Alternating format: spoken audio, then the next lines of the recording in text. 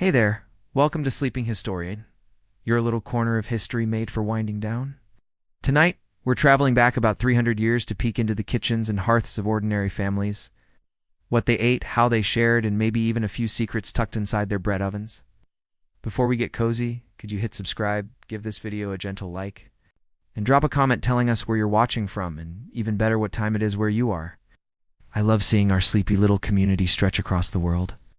Imagine it's about 1725. The sun is sliding behind the hills. A small village somewhere in Europe or maybe the early American colonies is settling down for the night. Smoke curls lazily from chimneys. A few dogs bark, then even they seem to get tired. Inside a wooden cottage, a family gathers near a crackling hearth. No TV, no buzzing fridge.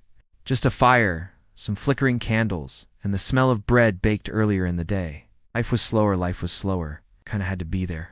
Wasn't much choice. People couldn't rush to a store for prepackaged snacks or grab a late-night burger.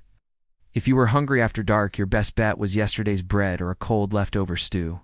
Even the idea of leftovers was precious. Food was too valuable to waste. Families like this one lived closer to the land. Most grew at least a small garden out back, cabbages, onions, maybe some peas if they were lucky. The rhythm of eating followed the rhythm of nature. Plant in spring, tend in summer, harvest in autumn, and survive winter. A bad harvest wasn't just disappointing, it could mean going hungry until the next one.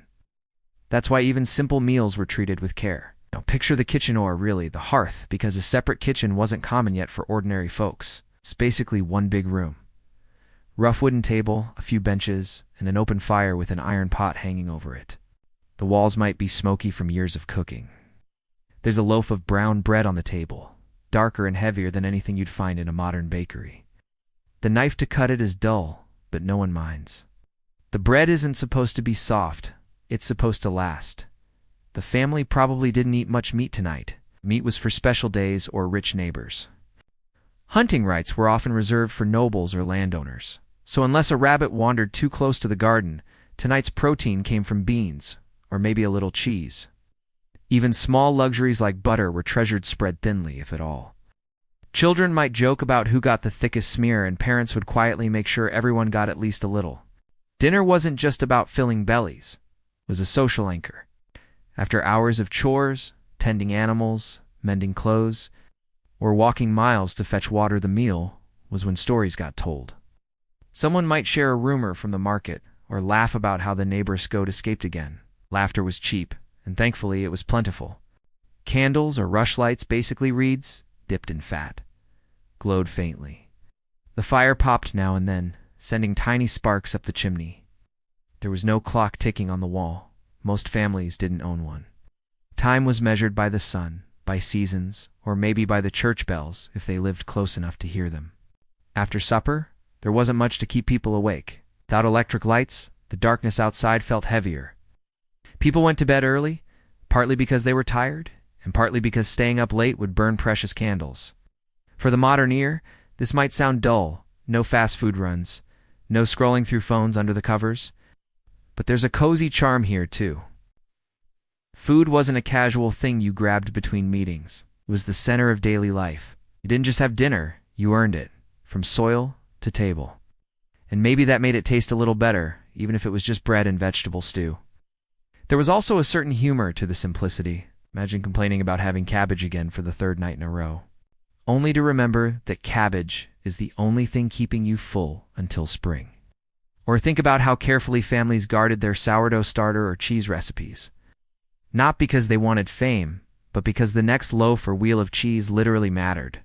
This first glimpse at an ordinary family's evening table tells you a lot. Food was basic but meaningful. Routines were predictable, and even small flavors felt like luxury. Tonight's supper wasn't a feast, but under the warm glow of firelight, with laughter bouncing off wooden walls, it was enough. As you picture that quiet little room, let your own mind slow down. Hear the creak of the floorboards, the faint whistle of wind through the shutters.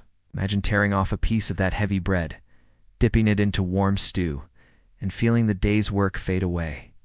No rush, no noise. It's just simple food, shared among people who worked hard for every bite.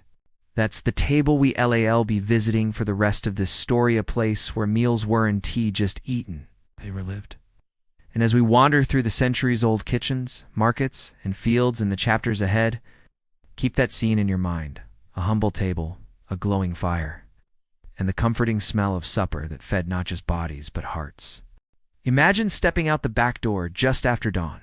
The air's cool, a little dew clings to the cabbage leaves. That small patch of earth, no bigger than a modern living room, is the family's pantry in green. For many ordinary households, that garden was everything. Most families had at least a few rows of vegetables: cabbages, turnips, onions, and a scattering of peas. Maybe a couple of spindly carrots, if the soil was kind. Herbs grew in a tidy corner: parsley, sage, rosemary-ish. Well, more like whatever survived. They weren't aiming for gourmet salads. They wanted calories that kept you warm and working. Kids were part of the team. Little hands planted seeds, pulled weeds, and chased the occasional rabbit away from the lettuces. Grandparents passed down tips how to spot a late frost, which bean vines climbed best, or where to hide the best seed for next year. Everyone knew the rhythms: plant in spring, weed in summer, harvest in autumn.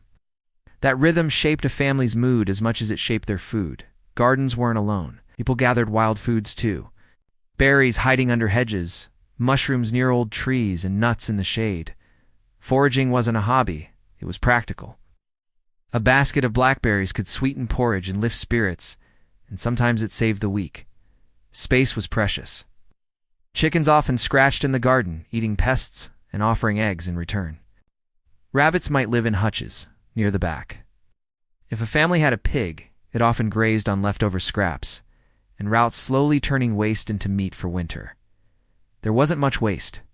People hated throwing away food. Composting wasn't trendy, it was survival. Watering took effort. No garden hose meant carrying buckets from a well or a stream. A hot, dry week made everyone grumpy and a little anxious. People learned clever tricks: mulch with straw, plant in shaded spots, and share seeds with neighbors. Seed sharing was social currency. You'd swap a sack of peas for a piece of cheese or a promise to help harvest next month. The garden influenced taste, too. Food was simply flavored. Herbs were used sparingly unless you had a special plant like lavender or thyme saved for guests. Spices were rare for ordinary folks, expensive, and often kept for medicinal uses. So flavor came from nature: slow-cooked onions, smoky bacon bits if you were lucky, or the bright pop of fresh peas. When you bit into a new pea shell straight from the plant, it felt like a secret luxury. Gardens taught patience. Couldn't speed up a carrot, couldn't make an apple ripen faster. That slowness meant people learned to appreciate small pleasures: the first radish in spring, the smell of fresh soil after rain, the sun-warmed tomato that tasted of summer even when the roof felt icy. So the garden was more than produce. It was a classroom, a market, and sometimes a doctor. A cough might be soothed with a brewed herb leaf. An upset stomach might be calmed by barley water from the pantry. When winter came, the preserved goods-dried herbs, stored roots, and maybe a salted ham were the garden's quiet victory. Tonight, as you picture that tiny plot of land, listen to the small sounds: a bird in the hedge, the scrape of a hoe, children trading seeds. Imagine the comfort of knowing your next meal is growing just beyond the back door. That small patch of earth kept bodies fed and spirits steady, one season at a time. Close your eyes and imagine the thud of a heavy loaf hitting the table, not the soft, airy bread of modern shops. This bread is dense, dark, and honest. For most families 300 years ago, bread was not a side dish. It was the main event. Grains were the core of every meal. Oats, barley, rye, and wheat, depending on the region, kept bellies full. Porridge was morning fuel: hot, thick, sometimes laced with a few berries or milk if available. Porridge was reliable. It didn't complain. It held you through chores. Baking was a weekly ritual in many villages. Communal ovens were common. One family would bring dough to the oven, another would bring coals. You'd wait your turn, swap news with neighbors, and take your loaf home still warm. The smell was heavenly. People judged each other's baking by tiny things: crust, color, density, or how long the family's starter had been alive. Starters were treasured like pets: fed, guarded, and sometimes nicknamed. Bread shaped behaviors. It determined meal patterns and even chores. Bread was used to scoop stew, to mop up sauce, and to feed a child between tasks. How you broke bread had meaning too. Sharing a loaf at table was a quiet ritual. One cut, one piece for each person, saving the crusts for the dog or the pig. Nothing was wasted. Grain was also currency, and could be paid in bushels.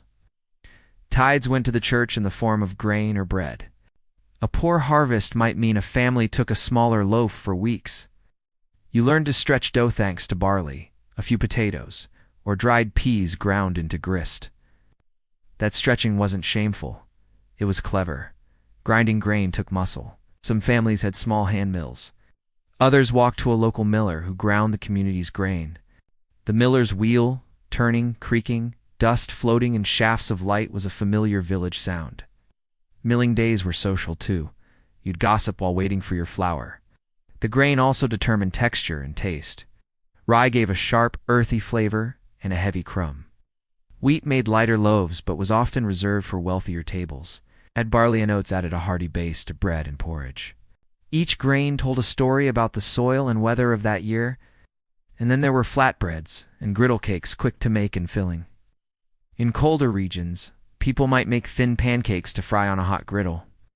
These were treats when eggs were on hand or when a little sugar was available. Finally, grain wasn't only for human mouths, leftover bran-fed animals. A well-managed granary meant less hunger in lean months. Families guarded their stores. Rats were a nightmare, small, fast, and greedy. Keeping grain safe was a nightly worry, so next time you hear the crack of a loaf being sliced, imagine a house where bread was more than food. It was the calendar, the paycheck, and the comfort. Think of hands kneading dough by lamplight, and the pride of a perfectly risen loaf. For families of old, bread carried history and hope in every bite.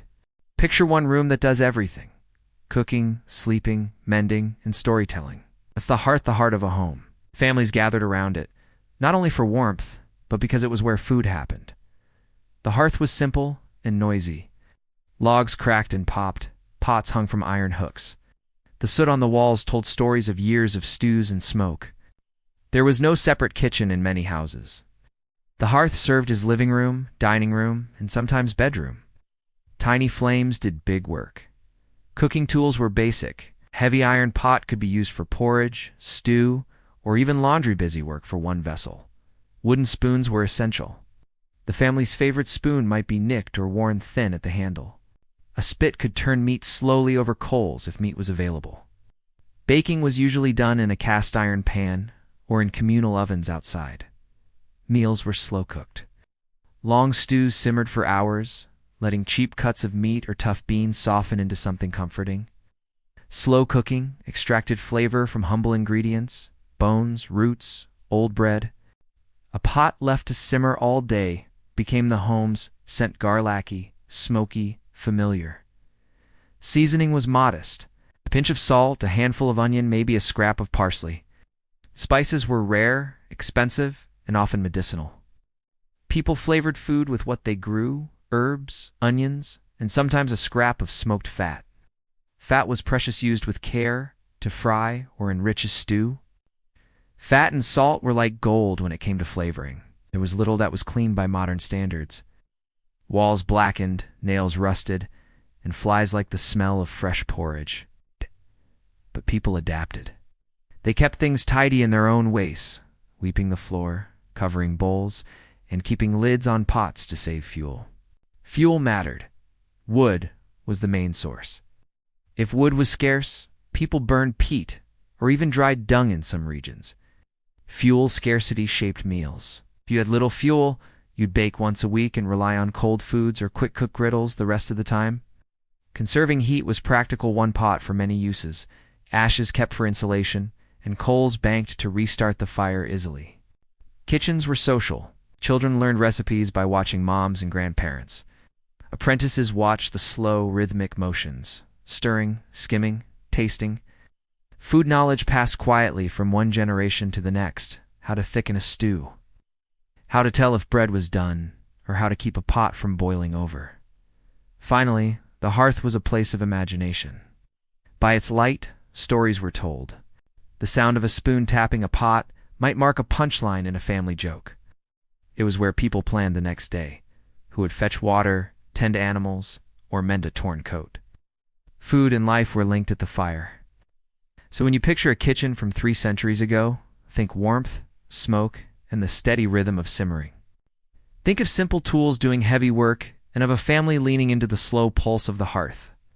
It was messy and loving, rough but reliable, a place where dinner and memory were made together. Meat was special. For many ordinary families, it wasn't a daily thing. Seeing a joint on the table felt like a holiday. When meat came, you noticed, you savored each bite. The very thought of meat could spark small, funny debates. Who gets the end piece? Who hides the bone for the dog? Several reasons made meat rare. Hunting was often restricted. Landowners and nobles claimed rights to game, so common folk couldn't freely hunt deer or hares without trouble. Domesticated animals, pigs, chickens, maybe a cow were more common, but they were expensive to raise. A pig needed food, a cow needed pasture. Families often kept just enough animals to supply milk or eggs, not daily dinners. When meat did appear, it was used wisely. A little bacon might flavor a big pot of beans, turning simple staples into a feasting pot. Bones were boiled to make broth. The liquid formed the base for soups, stews, and sauces. Nothing wasted. The skin might become cracklings, and odd bits were salted for later. Preservation mattered. Salted and smoked meats were staples for those who could afford the process. Salting drew out moisture and stopped bad microbes from spoiling the meat. Smoking added flavor and extended shelf life. A smoked hunk of pork could hang in a larder and feed a family for weeks if rationed carefully. Special days had special meat. Weddings, harvest festivals, and religious holidays were when families might kill a rooster or share a pig's cut. The joy around such meals was quiet but deep. You'd see faces brighten at the smell of roasting and hear stories remembered with each mouthful. Smaller proteins were more common. Chickens, eggs, and rabbits were manageable. Chickens provided eggs and a bird, sometimes for Sunday dinner. Rabbits could be kept in warrens or hutches, fast breeders and practical for meat. Fish mattered too. If you lived near coasts or rivers, salted or fresh fish might be more common than meat. In some inland towns, dried fish arrived via trade and became a reliable protein. Animal fat was a big deal. It added flavor, helped bread rise, and made porridge richer. Fat was also used for candles or in soap making. A family might tie up fat in a cloth and keep it in a cool spot to use sparingly. There were also rules and superstitions. Some days you wouldn't eat meat for religious reasons. Lent and other fast days meant no meat at all. That created a rhythm where people planned meat consumption carefully. Celebrate now, go lean later. So when meat came to the table, it wasn't just food. It was a signal of care, effort, and sometimes luck. Imagine a family passing a small roast, everyone cutting tiny portions to stretch the joy. The taste lingered. The memory stayed longer than the meat itself. Tonight, picture that rare meal, the slow roast scent. The hush as people tasted, and the quiet gratitude around the hearth. It's part of a rhythm, long lean stretches, bright, short celebrations that shaped life and appetite 3 centuries ago. Milk meant life. For many families, dairy products were as close to luxury as everyday life got. A jug of fresh milk, a small pat of butter, or a wheel of simple cheese could brighten a week of simple meals. Keeping animals for milk was practical. A single cow could provide daily milk for a family, milk to drink, milk to cook with, and milk to turn into butter or cheese. Goats were common too, especially in hillier places. They were hardy and easier to keep than cows. Chickens gave eggs, and eggs were a rich treat for those who had them. Someone churned cream in a wooden tub until lumps of butter formed. The rest was buttermilk, useful in baking or as a drink. Churning was physical, rhythmic work. It took time, but the result, fresh butter, was soft gold, spread thinly on coarse bread. Families guarded butter. It lasted better in cool cellars and was rationed when needed. Cheese was a preservation genius. Simple cheeses kept longer than fresh milk and offered a different texture and flavor. Families made fresh cheeses from leftover whey or threw together something more aged if the conditions allowed. Cheese could be stored in cool cellars, wrapped in cloth and sliced for days. A small wheel might be served at a feast or rationed out over weeks as a savory flavor boost. Dairy was also traded. A family might exchange a pot of butter for a sack of grain or a repair on the roof. Dairy products were flexible currency. They were portable and valuable. The smell and taste of a good farmhouse cheese could open doors in local markets. However, milk wasn't always safe. Without modern pasteurization, it could go bad fast. Families used fresh milk quickly or turned it into butter and cheese to keep it longer. Boiling milk was common to kill off suspicious smells or small problems. Yogurt-like ferments or sour milk had uses too. Sour milk was often given to pigs or used in pancakes. It had a tang that wasn't always unpleasant. Children loved dairy. A warm mug of milk before bed could soothe the child to sleep. Milk mixed with honey or a little ale was a quiet treat. It was comfort in a cup. Milk also shaped meals. Porridge with milk was richer. Stews with a dab of cream felt special. And even in lean times, a spoonful of butter might lift the spirits of the household. So dairy wasn't just a food group, it was a small, steady treasure. It fed bodies, helped trade, and made simple meals feel richer. Picture a churn in the corner of a warm kitchen. The family waiting for those first soft lumps of butter, an ordinary miracle 300 years ago. Close your eyes and picture the year as a slow-turning wheel. Spring sneaks in with green shoots. Summer swells with fruit. Autumn is full of harvest noise, and winter hushes everything. For ordinary families 3 centuries ago, food followed that wheel closely. Spring meant fresh greens. After the lean months, people rejoiced at nettles in a soup, tender greens, and the first young apples on a tree. Spring meals were light, and hopeful porridge felt brighter with new herbs. It was also planting season, and the worry about how the year would end began in a hopeful way. Summer was abundant. Gardens overflowed with beans, peas, and early fruits. Berries were picked in heaps, pies were made, and people worked hard to preserve what they could. Summer meant long work days, but also nights of community harvest songs, mending nets, and baking for the week ahead. Autumn was the big push. Fields were harvested, root cellars filled, and animals fattened. This was the most social season chance to share produce, attend markets, and celebrate harvest festivals. A golden line of grain or the smell of cider, pressing tied communities together. If harvest was good, people breathed easier. If it was bad, the worry started early.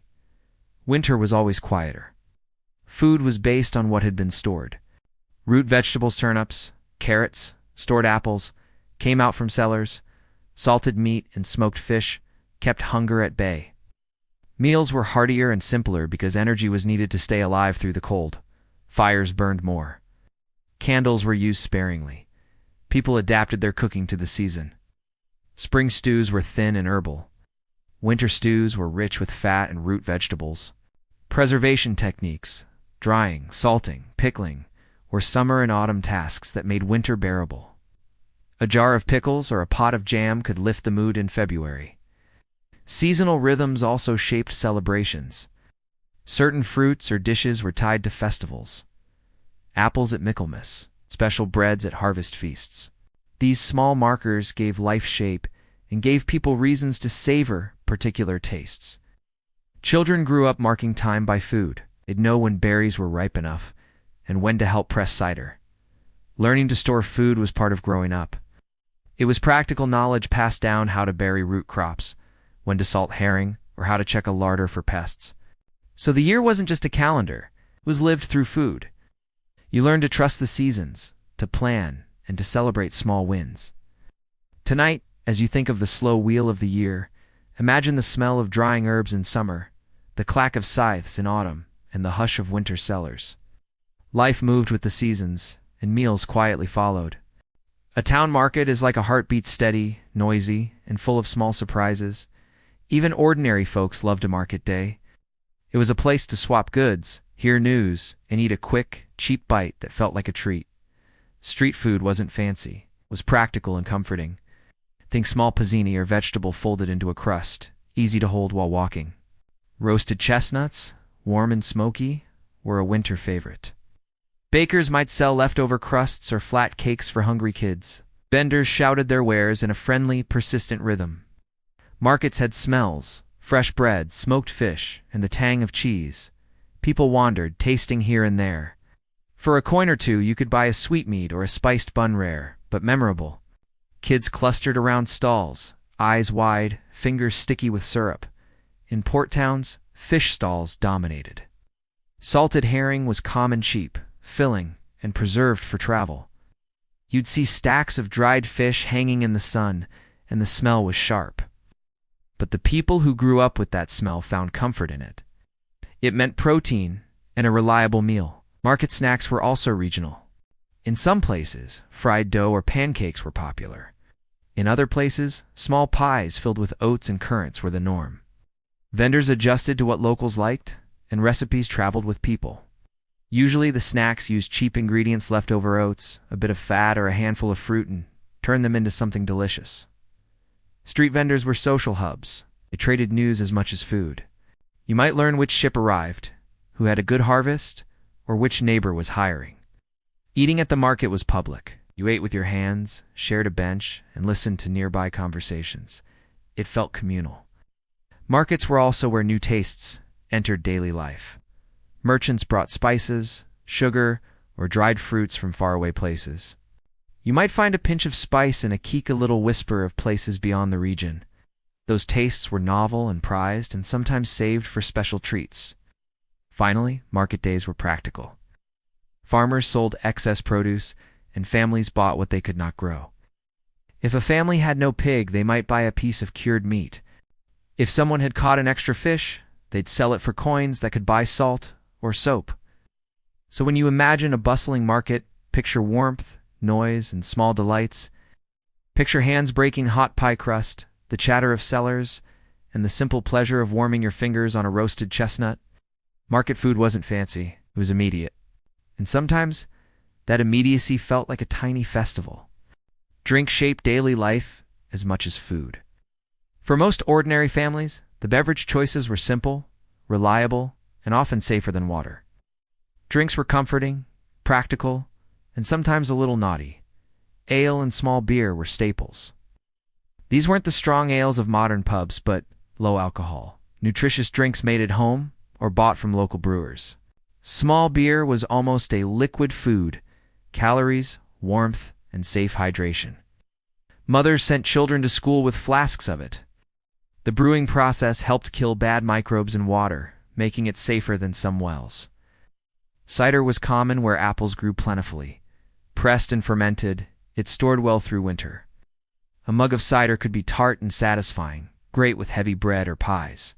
Cider also offered varieties. Some batches were sweet, others sharp, depending on the apples and the maker's touch. Tea and coffee were becoming more common, but still special for many families.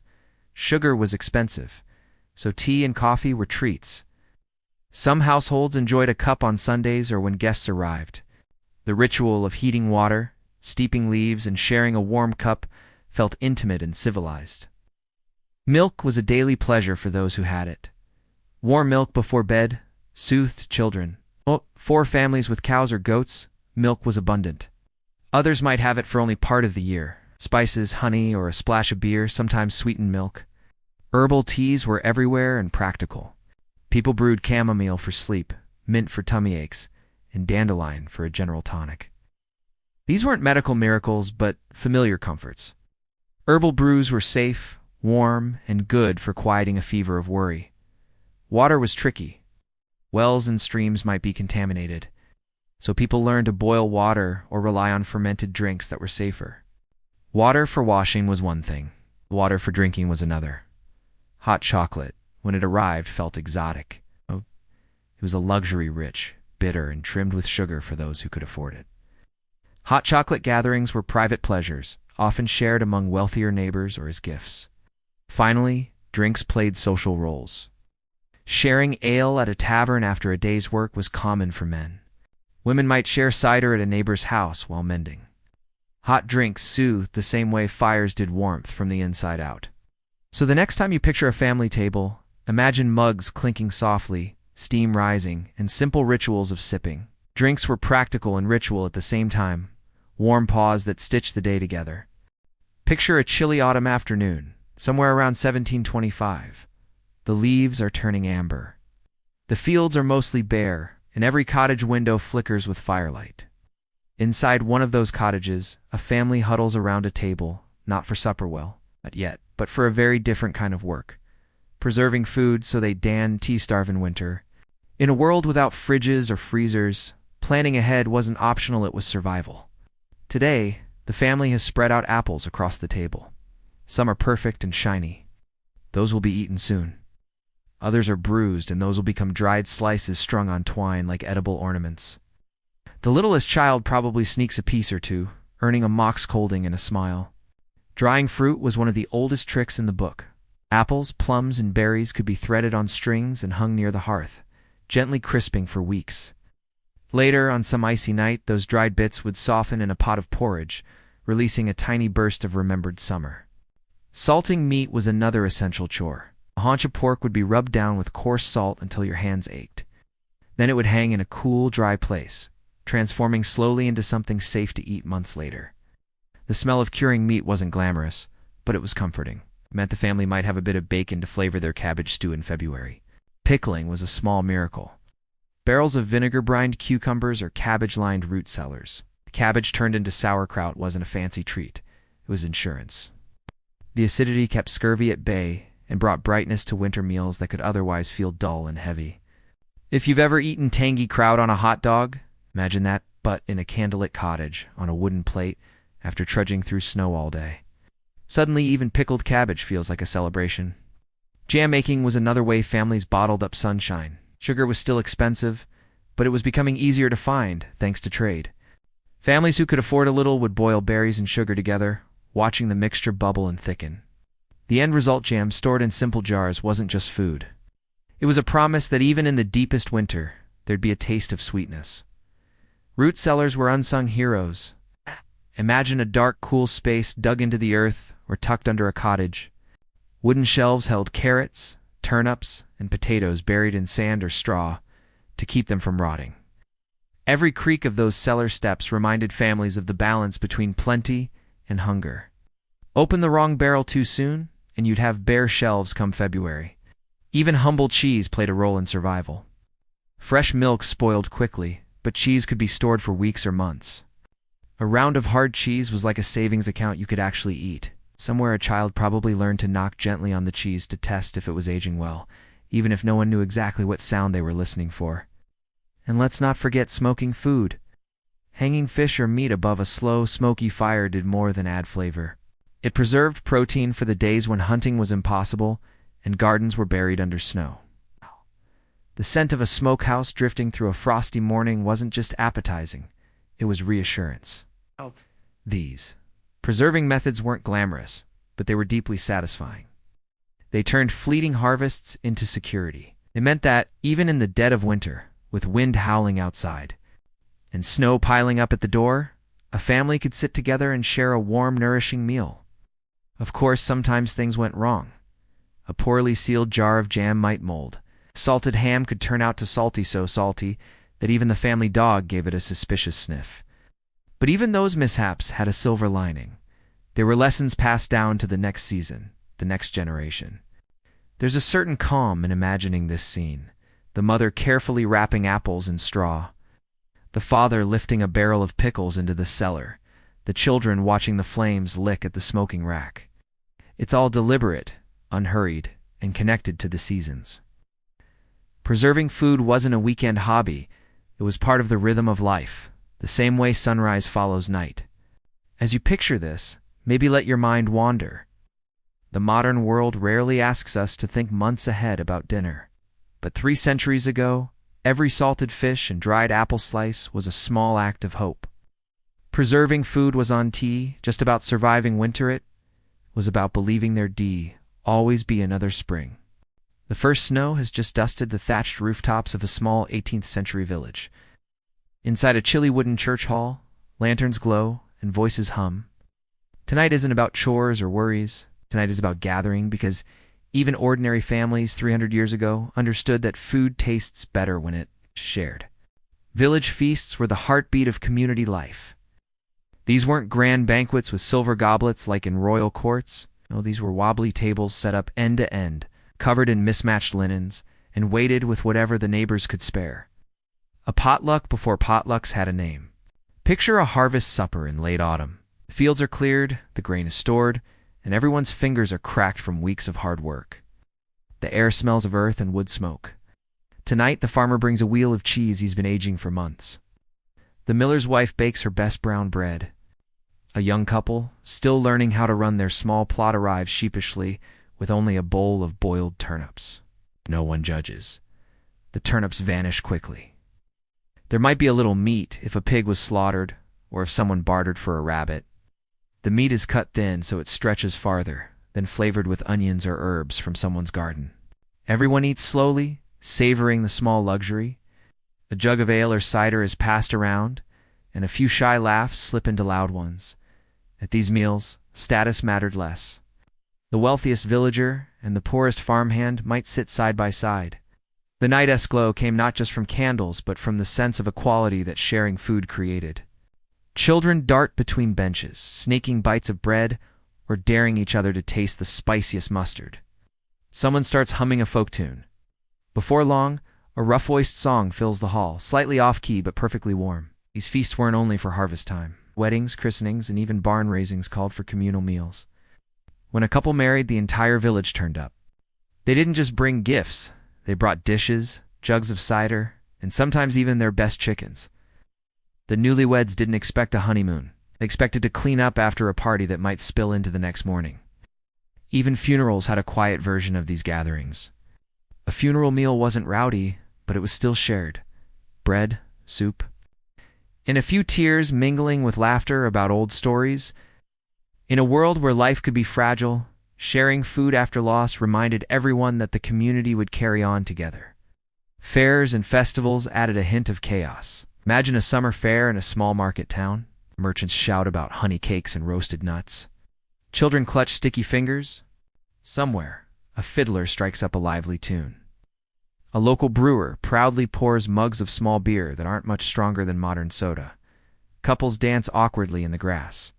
Even the shy blacksmith might be convinced to twirl someone under the stars. For traveling peddlers or lonely widows, these events were more than meals. They were connection. You could trade news, barter for better seeds, or meet someone whose smile made you linger by the bread table. Long before dating apps, there was the fair, the cider jug, and the brave question. Would you like to share a piece of pie? And then there were the holiday feasts: Yule, Easter, harvest festivals. Even modest families saved a few special ingredients for these nights. Maybe it was a handful of dried fruit for a pudding or a pinch of imported spice for a fragrant stew. On those evenings, candles burned late, and even the children stayed awake until the embers died. A grandmother might tell a story by the fire, perhaps the same story she told every year, but no one complained. The predictability was part of the comfort. In many places, churches or guild halls hosted these feasts. The ringing of a bell might summon people from across the village. The tables filled quickly, laughter grew louder, and for a few hours, the long winter or hard labor in the fields didn't matter. What mattered was the loaf you broke with your neighbor. Humor had its place here too. Maybe someone spilled cider on the only clean tablecloth in town. Maybe the fiddler forgot half his tune and turned it into a completely different one. Perhaps an old farmer nodded off in the corner, head dipping dangerously close to the stew. These little slip-ups weren't annoyances. They were the bits everyone remembered and retold next year. After the meal, cleanup was communal too. Young people gathered dirty plates, and the elders sat back with satisfied sighs. Ashes were swept, benches stacked, and by morning, the hall returned to its usual quiet. But for those few hours, the village had been alive, together, and full of food. Social meals and community feasts were more than tradition. They were a safety net. In times of hardship, they reminded people that they weren't alone. A failed crop was a little less scary when you knew your neighbors would share their pickled beans or dried apples. A long winter seemed less cold when you'd recently laughed over cider at a shared table. So as you listen now, maybe imagine yourself among those villagers. You're wrapped in a wool shawl, cheeks pink from the chill. Someone hands you a wooden bowl of stew, simple, earthy, and warm. The candles flicker, voices hum, and outside, the snow falls silently. The worries of tomorrow, next planting, next harvest can wait. For tonight, you're safe, fed, and surrounded by neighbors who feel like family. And as the song rises again, slightly off-key but perfectly human, you lean back and let your eyelids grow heavy. In this moment, 3 centuries melt away. The table is humble, but the feeling is timeless. Food, laughter, and belonging under a roof lit by firelight. The day is winding down in a tiny 18th century village. The chores are done, or at least done enough that nobody feels like arguing about it anymore. Chickens are settling on their perches, and somewhere a dog is dreaming of chasing rabbits. Inside a modest cottage, children's eyes sparkle in the flickering firelight, because tonight there's talk of a treat. 300 years ago, the idea of candy as we know it didn't really exist for ordinary families. There were no convenience stores, no brightly wrapped chocolates waiting in a cupboard. Sweets were rare treasures, and that's exactly why they felt magical. Honey was the classic go-to if a family kept bezoar. If a friendly neighbor did, honey could turn a plain meal into a celebration. A drizzle on coarse bread or stirred into warm milk was enough to make children grin. Picture a small boy licking sticky fingers, the golden syrup glinting in the firelight. Somewhere a mother sighs, knowing the table will be tacky until morning. Fruit, fresh or dried, was another delight. In summer, plums or apples picked straight from the tree were nature's candy. But in winter, a wrinkled, dried plum pulled from a string in the pantry was just as thrilling. Kids didn't complain about the texture, they imagined sunshine in every bite. A few dried berries and morning porridge could transform a normal breakfast into something worthy of a tiny cheer. Baked apples were a special cold weather treat. Imagine the smell. An apple stuffed with a little honey or spice, roasting slowly by the hearth until its skin blistered and the inside turned soft and steaming. Parents knew a baked apple could soothe a grumpy child or maybe even an exhausted parent. It was like the 18th century version of handing over a cookie. Sugared nuts made an occasional appearance, especially around fairs or holidays. Almonds or hazelnuts, coated in a thin layer of sugar, were expensive enough to feel extravagant. 8. A father might hand over a single sugared nut to a child, pretending to be stern. Just one, or you'll spoil your supper. But his twinkling eyes gave him away. Another nut would accidentally slip into the child's hand. On truly lucky days, a family might splurge on small sweetmeats at a market fair. These were tiny confections made with sugar, spices, or fruit pastes. They weren't an everyday thing, more like a once-in-a-season miracle. The anticipation of tasting one could keep kids quiet through even the longest church service. Almost molasses or treacle sometimes stood in for sugar. Its rich, dark sweetness could be spread thin on bread or stirred into porridge. It wasn't elegant, but children didn't care. They'd happily lick the spoon and declare it the best thing they'd ever eaten. Parents might roll their eyes secretly, enjoying a lick themselves when no one was looking. Spices like cinnamon or nutmeg were still expensive, but tiny amounts sometimes found their way into special treats. A single pinch in a baked pudding could make the whole room smell like a festival. To a child 3 centuries ago, that warm, fragrant aroma wasn't just a flavor, it was a memory in the making. Holiday times brought their own small wonders. At Christmas or Yule, families might bake a simple spiced cake if they could afford the ingredients. Children would press their noses to the oven door, waiting impatiently. When the cake finally came out slightly lopsided, maybe a little overbaked, it was still the best thing they'd tasted all year. On Easter, dyed eggs or special buns appeared, each bite a reminder that winter's grip was loosening. Even drinks could be a treat. Warm milk with a spoon of honey was a bedtime luxury. In some places, watered-down cider or small beer might be offered to older children, a normal part of life back then, since water wasn't always the safest choice. A sip of something grown-up made the kids feel part of the world in a new way. Sometimes the treat wasn't even about sugar or honey. It might be the chance to lick the wooden spoon after a rare baking day or two, scrape the last bits of porridge from the pot. Children turned those moments into small celebrations. A scraped pot wasn't just a scraped pot, it was a prize for whoever got there first. Of course, there were times when the treats ran out before the cravings did. On long winter nights, when the pantry was sparse, a parent might promise an extra piece of bread tomorrow, or tell a story so entertaining it distracted from the lack of sweets. There's a quiet lesson here. These small, simple sweets weren't just about sugar, they were about memory, anticipation, and comfort. A baked apple or a dried plum could brighten an entire week.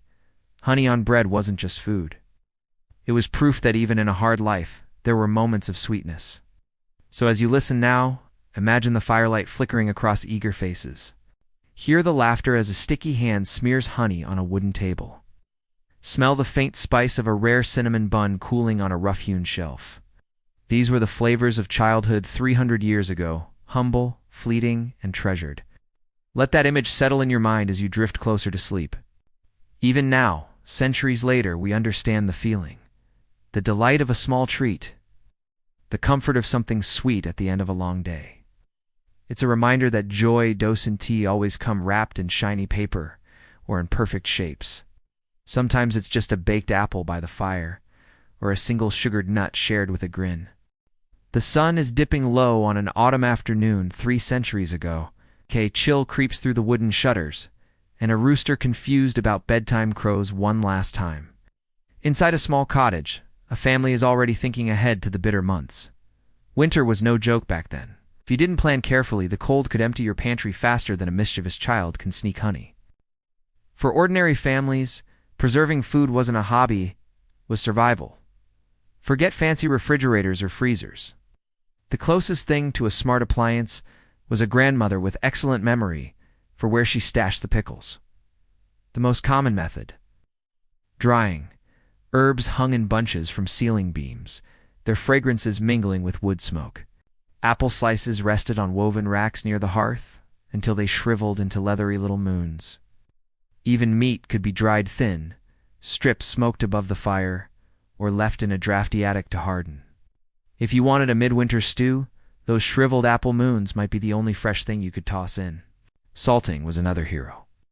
Salt was precious, but it worked wonders.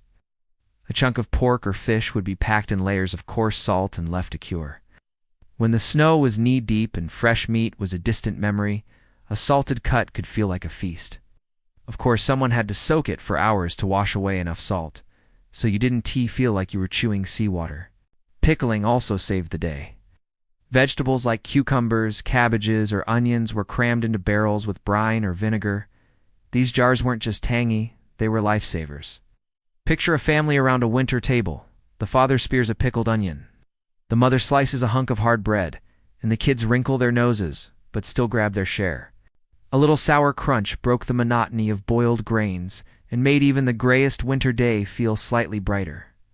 Fermentation played its part too. Sauerkraut wasn't just for flavor, provided much-needed vitamins when fresh produce was impossible to find. Beer and cider, besides being safer to drink than questionable water, also stored calories in a liquid form. And, let's be honest, a mug of small beer probably made those long dark evenings a bit more cheerful. Root cellars were like secret treasure caves. Families dug into the earth or used their basements to store potatoes, carrots, beets, and turnips. The cool, stable temperature kept these humble vegetables edible for months. Opening the cellar door in February and finding a firm carrot instead of a mushy mess was enough to make someone whisper a small thank you to the preservation gods. Cheese and butter preservation mattered too. Hard cheeses could last months, and butter might be packed in crocks with salt, or even buried in cool ground. Imagine a child sneaking into the cellar for a small chunk of cheese on a dull January afternoon, like discovering buried gold. Let's not forget jams and preserves. If a family was lucky enough to have fruit and sugar at the same time, a small miracle, they'd simmer it into jars of jam. These weren't the smooth store-bought spreads we know. They were sometimes a bit lumpy, sometimes a bit runny, but to a winter-weary family, spreading that summer sweetness on coarse bread was like opening a window to July. Grains and legumes were another lifeline. Barley, oats, peas, and beans could be stored dry in sacks or barrels. They were reliable and filling, if not particularly exciting.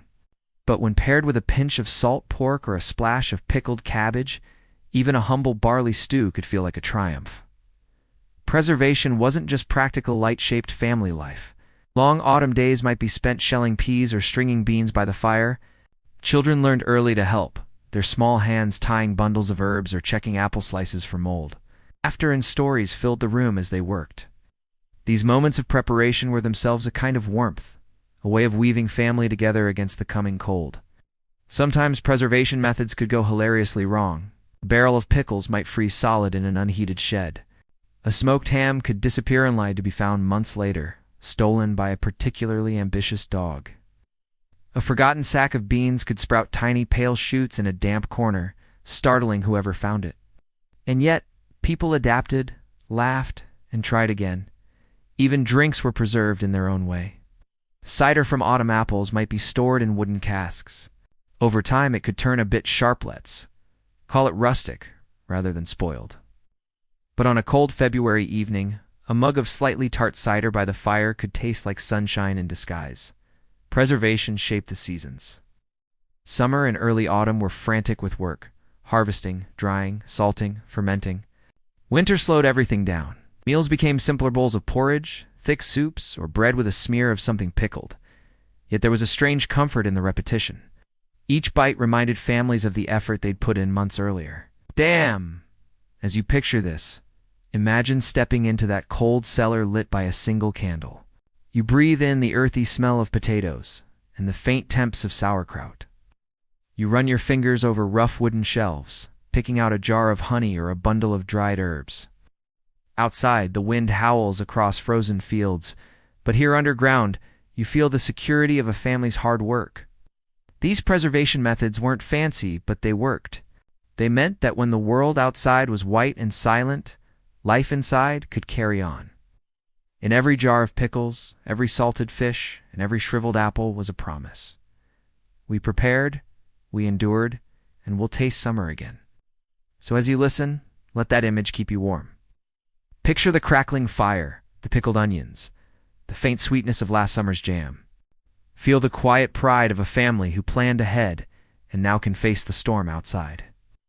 The old ways of keeping food alive remind us that even in the harshest seasons, there is resilience and, sometimes even joy in a well-stocked pantry.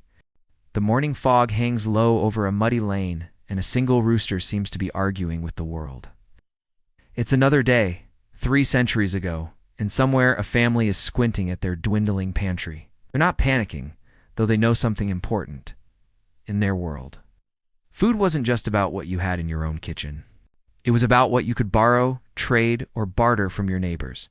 Bartering was the social glue of villages. Coins existed, sure, but money was often scarce. So folks leaned on skills, small favors, and mutual trust. Maybe your family had a bumper crop of turnips, and your neighbor was a wizard at churning butter. A simple exchange turnips for butter meant both tables had something new to enjoy. These exchanges weren't always perfectly even. Sometimes they were delightfully lopsided. A single hen's egg might be swapped for a small bundle of herbs. A jug of cider could buy a stack of firewood or a repaired wagon wheel. And yes, occasionally, somebody probably grumbled that they'd overpaid in carrots for a rather underwhelming pie. But grumbling was part of the game. It gave people something to tease each other about at the next village gathering. Borrowing wasn't frowned upon either. A family might send a child down the lane with an empty jug and a shy request. Could we borrow a little milk? Chances are, the neighbor would pour generously. Everyone knew that someday the roles would reverse. It wasn't charity, it was community insurance. You help today because tomorrow might be your turn to need a hand. And if a cow stopped producing milk or a batch of beer went sour, word traveled fast. Someone would quietly show up with a loaf of bread or a handful of apples. These small kindnesses didn't make headlines, but they built trust that could last lifetimes, and markets added a splash of color to this system.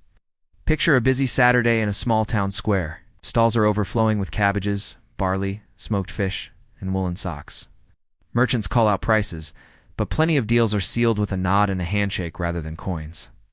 A basket of onions might trade for a skein of yarn, and a few dried herbs could secure a jar of honey. The air smells of wood smoke and roasting chestnuts, and somewhere a fiddler is trying his best to stay in tune. Traveling peddlers played their part too. They roamed from village to village with packs full of spices, ribbons, or small tools. Sometimes they'd accept payment in goods instead of coin, maybe a wedge of cheese or a few eggs. They also carried news, jokes, and gossip, making them the social media feed of their day. Guilds and church groups sometimes organized shared food stores. Community might pool a little grain or flour, so that if someone fell on hard times, they wouldn't starve. These informal safety nets meant a bad harvest or a broken plow didn't have to spell disaster. There was also a quiet etiquette to bartering, as too much haggling could sour relationships. If someone was truly struggling, others might overpay on purpose to give a little extra help without embarrassing them. Humor softened these moments. A farmer might joke, "These turnips are worth their weight in gold," while handing them over for far less than that. Everyone knew the unspoken truth.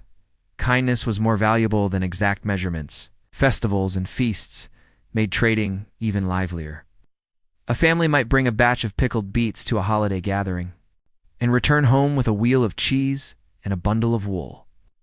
The children probably didn't understand the economics of it, but they understood the joy of nibbling on something new. Even borrowing recipes was a kind of trade. Neighbors' spiced pudding or unusual way of roasting chestnuts might quietly travel across kitchens. Over time, these borrowed ideas became part of a community's shared heritage. Food wasn't just sustenance, it was a conversation stretching across doorsteps and generations.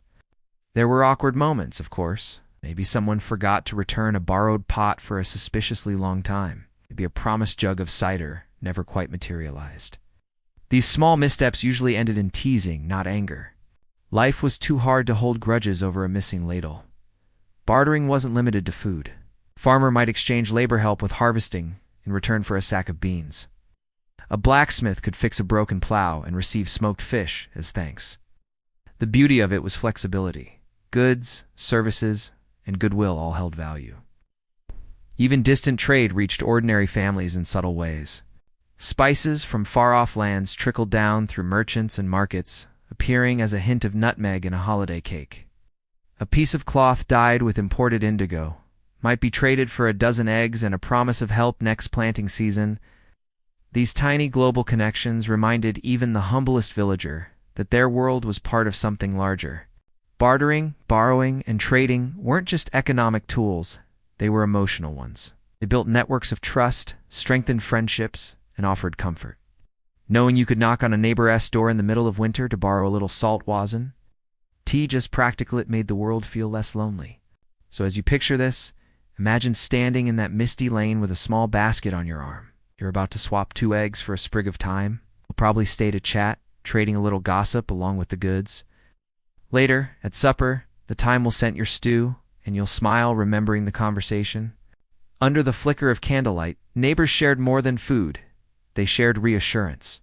Every exchanged egg, every borrowed pot, every laugh over a lopsided barter was a quiet promise. We're in this together. 300 years later, that promise still feels comforting. The fire has burned low, throwing long shadows against the cottage walls. Outside, a late winter wind rattles the shutters, but inside, the room glows softly. A wooden table sits in the center, scarred by knives, dotted with candle wax, and smoothed by 100 family meals. 300 years ago, this table wasn't just furniture. It was the heart of home life, and tonight, as we wrap up our journey, it becomes our storyteller. Let's take a breath and think about what we've seen across these chapters. Ordinary families, farmers, herders, craftsmen, washerwomen didn't dine like royalty. They didn't have exotic fruits piled high or silver platters gleaming under chandeliers, but they had what they needed. Bread torn by hand, roots pulled from stubborn earth, a scrap of meat stretched to feed 5 mouths. Their meals might sound humble, but they were full of quiet dignity. Every dish we've wandered through, from baked apples to salted fish, wasn't just food. It was proof of resilience. Wheel of cheese wasn't merely a snack. It was months of patient tending. A dried plum on a cold January night wasn't just sweetness. It was summer preserved, a memory you could taste. We've seen how families planned ahead, filling cellars and barrels against winter's hunger. We watched them gather for harvest suppers, where the laughter was as nourishing as the stew. We sat with them at market stalls, bartering for onions and honey, swapping jokes and small kindnesses. Through it all, one thing was constant: community. In those days, food wasn't only about survival, it was a language. Sharing a meal said, "You belong here." Lending a neighbor flour said, "We'll weather this together." Even the smallest treat for a child, just a drizzle of honey, whispered, "Life is hard, but it can still be sweet." There's a certain wisdom in that simplicity. Today, we can order a dozen cuisines from a phone app, We can buy strawberries in December and mangoes flown across oceans. It's easy to forget that not so long ago a single baked apple was enough to make a child beam. Imagine the sounds of those old kitchens, the crackle of a fire, the creak of wooden benches, the low hum of conversation. Maybe a baby fusses in the corner, soothed by a lullaby. Maybe a father tells the same joke for the 100th time, and everyone groans but secretly loves it. These moments weren't glamorous, but they were the threads that wove families and communities together. We might also remember the small acts of care. A grandmother quietly sets aside the plumpest carrot for a sick neighbor. A boy trudges through snow to deliver a jar of pickled cabbage to an elderly widow. A young mother borrows a little yeast from next door and returns it days later with a warm loaf of bread. These weren't grand gestures, they were the gentle rhythms of a world where survival and kindness walked hand in hand. And while life was hard and predictable weather, fickle harvests, illnesses without modern cures, people still found joy. They laughed at spilled cider, danced at summer fairs, and told stories late into the night. Food anchored them, but it also gave them excuses to celebrate. A simple stew could spark a song. A sugared nut could create a memory. Even now, sitting here with our modern comforts, we can feel a tug of recognition. We might not need to salt a ham for winter, but we know what it feels like to share a favorite dish with a friend. We know the warmth of laughter over a shared table. We know how a small, unexpected treat can brighten a rough day. Perhaps there is a quiet lesson to carry forward. That contentment doesn't always come from abundance. Sometimes it comes from gratitude for what's already in front of us: a loaf of bread, a warm drink, or the company of people who care. The families we've visited across these chapters didn't wait for perfect conditions to feel joy. They made it out of what they had: a handful of dried herbs, a wooden spoon, and a willingness to share. So picture this final scene. The family has finished supper. The bowls are empty, and the children are drowsy, leaning on each other near the fire. Outside, the wind still howls, but inside, the room is safe and warm. Someone hums a familiar tune, a little off-key, but that makes it better. The old table creaks softly as another story begins, maybe one we've already heard. Nobody minds. As you listen now, maybe you feel that same glow, a reminder that even in a complicated world, there is beauty in the small and ordinary. There is comfort in the scent of something baking, in the sound of laughter, in the simple act of breaking bread together.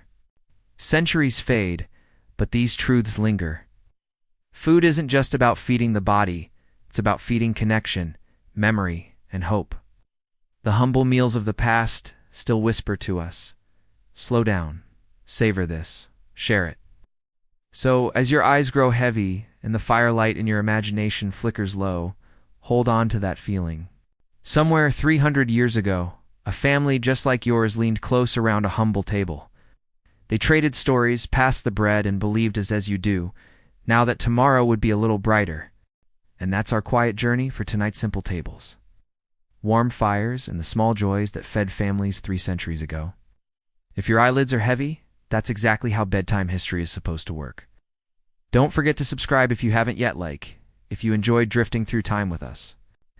And tell us in the comments where you're watching from and what the clock says in your corner of the world. Thanks for joining me here at Sleeping Historians.